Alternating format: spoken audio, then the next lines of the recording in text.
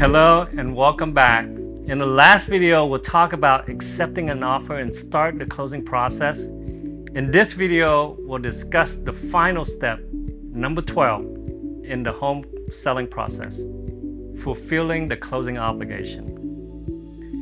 Now, you are almost there. The lender's satisfied with the appraisal report and issue a clear to close, and you are 99% there.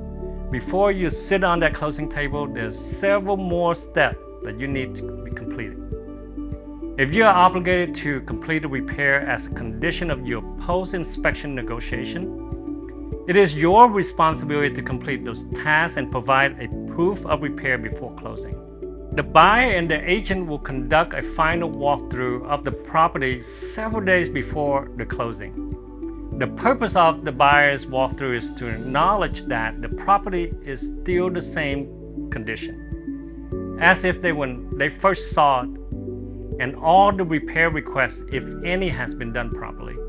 At this stage, your house should be clean, clear of personal belongings. My take is 2 to 5 days before the closing, remove everything from your home that is not included in the sale. Get the house clean. 1 day after closing, take all the utility out of your name, cancel your home owner insurance, and update your mailing address. 1 or 2 days before close, the escrow agent should send you a settlement statement for your review. Selling a house can be very expensive, so review your estimate closing ahead of closing day to prepare for the charges you'll see. Closing costs for a seller can be as high as 7 to 8% of the selling price, and that amount is made of your real estate agent commission, typically 6%, 3% for the listing agent, 3% for the buyer's agent. The title policy and title processing fee is around 1% of the sale price. These costs will come directly out of your sale proceeds. Your real estate agent should be able to explain should you have any questions. One of the very last steps is showing up for your closing appointment, where you'll sign all the legal documents related to the sale of your property. The signing takes typically about 45 minutes. Once all parties sign and verified by all parties, the lender will wire the buyer's loan amount to escrow. And once the escrow agent has all the funds, including cash to close from a buyer, the escrow agent will fund you the net sale proceed. There are 2 ways to collect your proceed: a cashier check or a wire transfer.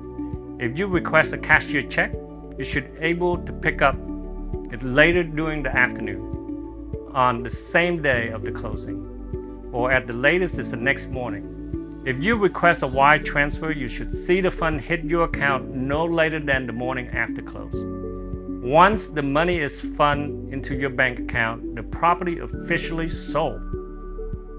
The house is no longer yours. You must hand over the keys to the new owner as dictated in the contract.